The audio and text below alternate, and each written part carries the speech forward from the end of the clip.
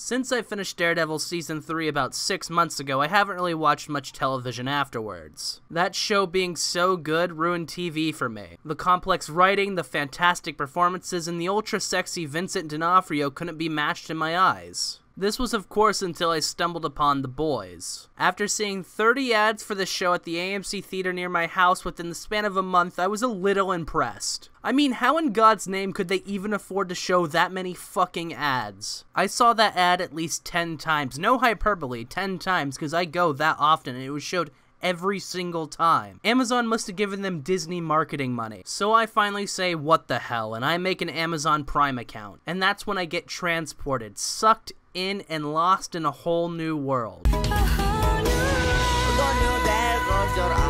I'm immediately reminded of Daredevil and its unique plot progression, great performances, and superb writing. The very first scene, I become immediately fixated on one man. Homelander, played by the wickedly talented Anthony Starr. The guy who I've deemed the perfect evil Superman, which means we can stop making these stupid evil Superman stories because we've peaked. Also, there will be spoilers for The Boys, which means if you somehow haven't seen the show, go ahead and do that right now because you are missing out and you don't want to be the guy or gal who hasn't seen The Boys. Do you want an invite to our next Homelander Stands Only gala or what? God bless America. What are the first two things that stand out to you when you meet Homelander for the first time? The name, of course. Homelander. It's such a bad name and I love it. Before you get mad, the names of the heroes within the Seven are purposefully bad because the writer of the comic, Garth Ennis, hates superheroes and the dumb names they have. Let's be honest with ourselves, Batman is not a cool name. It's a name made to entice children to pick up a comic in the late 1930s, early 1940s. The Deep, Black Noir, A-Train, Translucent, Queen Maeve, Starlight, and of course Homelander, all intentionally bad,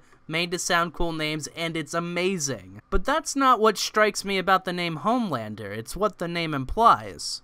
Homeland, meaning America, of course. He is the defender of America. It's an overly patriotic name because it's a reflection of how the general public views Superman. Truth, justice, and the American way. That right there is a classic Supermanism. Even my grandpa and great-uncle who don't know anything about comics made that reference at dinner a few weeks ago. Hell, Superman is a government agent in The Dark Knight Returns. The patriotism is made even more evident by the costume in which his cape is a literal American flag. What else do the writers need him to do? Carry around a bald eagle on his shoulder at all times? The most interesting part about the Americanism is how you can see two clearly distinctive perspectives of American values. Superman is someone who represents justice, freedom, seeing the good in others, protecting those who don't have the ability to do so, faith, and truth. He's someone from a foreign place who uses his abilities to help strengthen the society around him. He's a Kansas boy, a rustic state known for its farming and wide open plains, one of the most American places you can think of. A place many international folks surprisingly know. He treats his enemies with mercy, almost never killing them, unless you're Zack Snyder's Superman, and in that case you murder someone for looking at you funny. Now, Homelander is the viewpoint that America is greedy, warmongering, war profiteering, lacking of mercy, lying, lazy, not afraid to intimidate in order to get what they want, and of course, jealous. Homelander only thinks of himself. He is constantly jealous that Stillwell pays more attention to her baby than him. He fights in the most lazy way possible, just lasering people because he doesn't care about saving people or even extending mercy to his enemies. He didn't even have to explicitly threaten the Deep in order to intimidate him into retracting what he said about the jet Homelander took down. And of course you have the Seven and Vought's preoccupation with getting into the military for the sake of making even more money when they have clearly plenty enough to go around. He dominates an entire squad of terrorists, frames the terrorists for having Compound V, which is basically a weapon of mass destruction, and then says, God bless America. Homelander's fake childhood was a small Kansas-like farm where he and his dad made model planes, and he had an affinity for baseball. The most American sport. Homelander is constantly trying to supersede Congress. It's just the perfect dichotomy between how Americans view themselves and how others in the world view them. It's kinda like poetry. We see ourselves as Superman and others see us as Homelander. It's about family. Let's talk about family. specifically Superman's family. No, not Man of Steel Superman's family, in which Pa Kent implies that Clark should have let someone else lose their life because he needs to keep his powers a secret. Jonathan and Martha Kent are two small-town farmers who come across a young baby in an alien craft that has crash-landed on Earth. They raise their newfound son Clark to be an upstanding man, having given an alien humanity. They don't fear him. They love him. They show him how to love others, and it's honestly beautiful. In The Boys, the two closest things Homelander has to parents is Madeline Stillwell and Jonah Vogelbaum. And before you say anything, yes, I know Homelander has a very intimate relationship with Madeline Stillwell, but the way they interact with each other feels as if it's a mother and son. Also, I said Homelander reflects American society. It's just this part of Homelander specifically reflects Alabama. It's been proven that what makes you comes from how you were raised early in your childhood. I think most people have thought about what kind of parents they want to be, and that's entirely informed by what role your adult guardian has had in your life. If your dad or mom wasn't around very much, odds are you're going to make an effort to be present in your child's growth.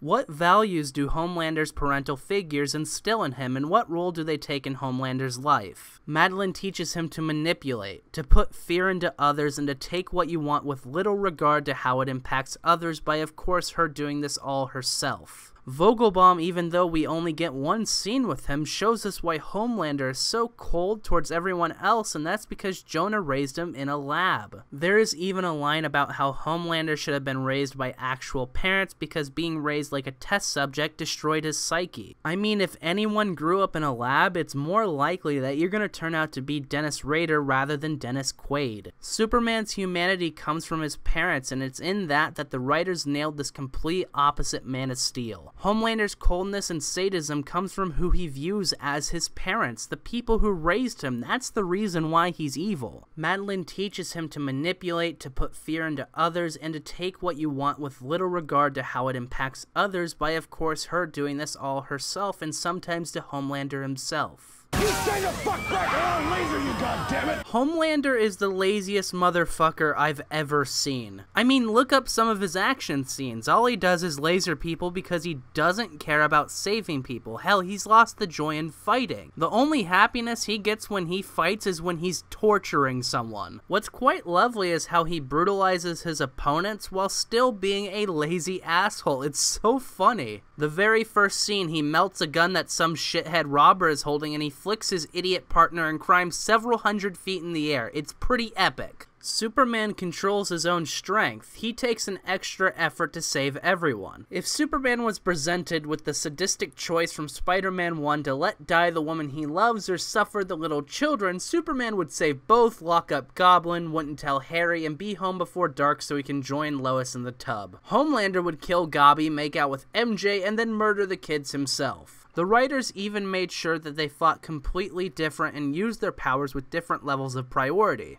Superman always uses his fists and just uses that heat vision he has like a secret mouse tool from Mickey Mouse Clubhouse, while Homelander does the exact opposite. Question, it's a little off topic, but like we know in The Boys that superheroes use their powers when they climax. So does Homelander shoot lasers, or does he just smash through his bed partner? The writers for The Boys are a bunch of hack frauds, and I will not be watching the show until I know what happens to Homelander when he does the sex. Keep those hands down by your sides, Missy. What does Homelander want?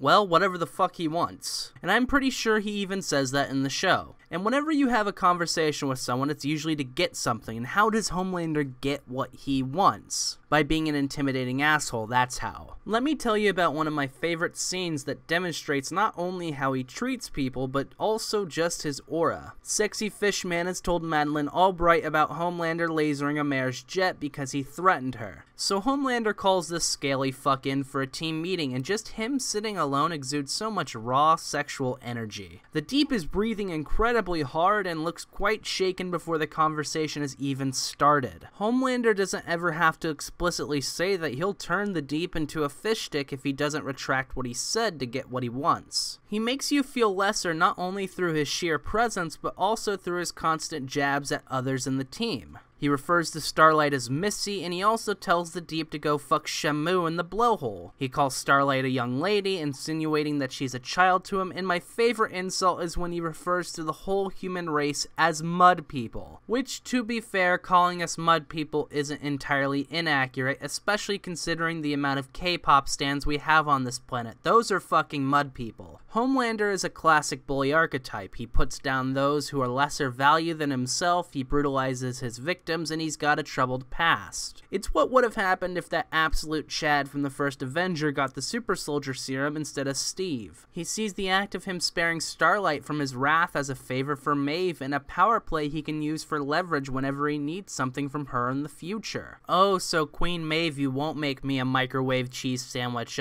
Don't you remember that time I didn't melt Starlight's cranium? You should probably make me that microwave cheese sandwich right now. Fun fact, I was a lazy bastard back when I was a kid, so I would take 3 Kraft singles and microwave them between bread because I didn't feel like making actual food, and it was fucking scrumptious.